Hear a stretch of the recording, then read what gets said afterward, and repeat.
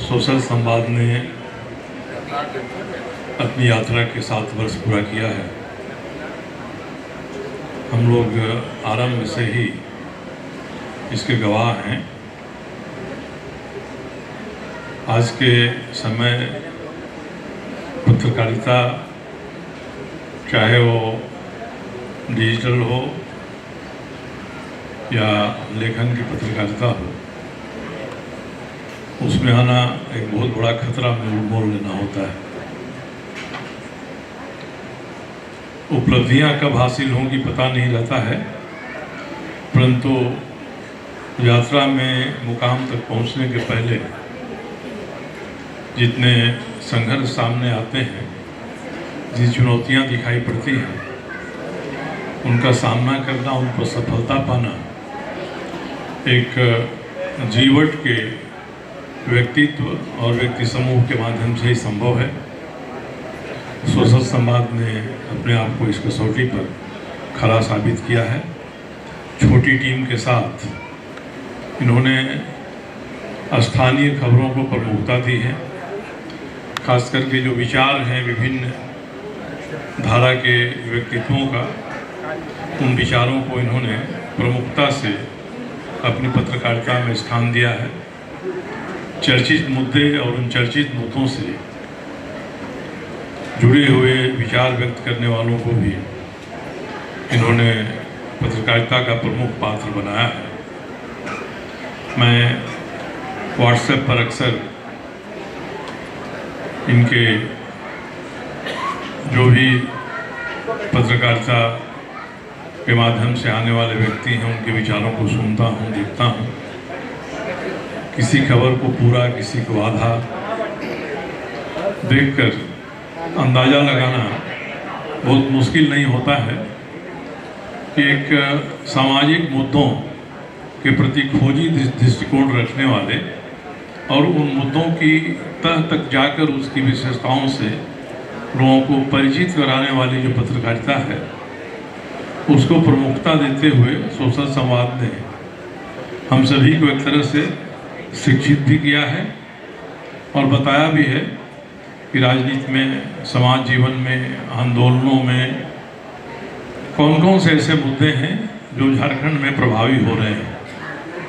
एक अच्छी बात है कि अपनी तरफ से ये कोई निष्कर्ष नहीं निकालते हैं, बल्कि विस्तृत रूप से उसको हमारे सामने रखकर श्रोता दर्शक पर ये छोड़ते हैं कि आप अपना अपना निष्कर्ष इससे निकालिए।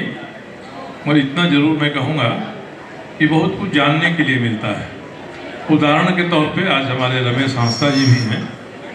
पेशा के बारे में काफ़ी चर्चा हो रही है और मैं देखता हूँ कि सोशल संवाद ने पेशा के विभिन्न पहलुओं से जुड़े हुए जो विचार हम लोगों के सामने रखे हैं, उससे हम लोगों के सामने भी खुलासा होता है कि संविधान में जब 1973-74 में संशोधन हुआ, 74वां संशोधन हुआ, 73वां संशोधन हुआ, उसके माध्यम से 1993-94 में एक जो चौथा स्तंभ है राजनीति का, उसको शक्तिशाली बनाने के लिए और लोगों को स्वशासन का अधिकार देने के लिए जो भी कानून बने, उन कानूनों की समझदारी बहुत लोगों को वैसी नहीं थी जैसा सोशल संवाद ने रमेश हांसदा जी और अन्य सभी लोगों को अपने यहाँ बुलाकर उनके विचारों के माध्यम से हम सबों को अवगत कराया।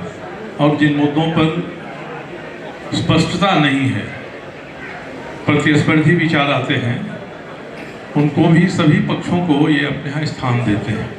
एक बड़ी बात है और एक पत्रकार के नाते और पत्रकारिता के सिद्धांतों के नाते जो चीज़ें लुप्त होती जा रही हैं, उनको भी अपने माध्यम से जिंदा करके हम लोगों के सामने प्रस्तुत करते हैं।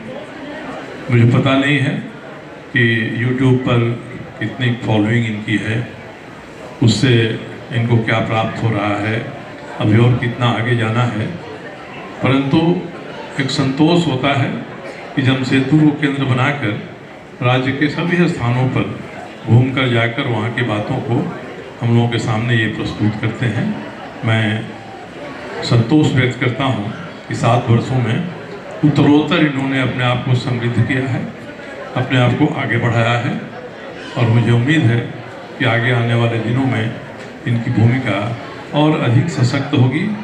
मेरी शुभकामना है कि अभी इनके 7 वर्ष पूरे हुए हैं और भी अनेक वर्ष अपने इस कार्य के माध्यम से लोगों के सामने प्रस्तुतियाँ और उन प्रस्तुतियों के द्वारा लोगों को जागरूक करना, बताना, समझाना और हमारे नेतृत्व वर्ग में चाहे राजनीतिक नेतृत्व हो, सामाजिक नेतृत्व हो, जैसे व्यक्तित्व सामने आ रहे हैं उन सभी से हम सबका परिचय कराना इस उद्देश्य के साथ ये और भी श्रेष्ठ रूप में, यशस्वी रूप में आगे बढ़ेंगे और उनकी यह मुहिम मुकाम तक पहुंचेगी।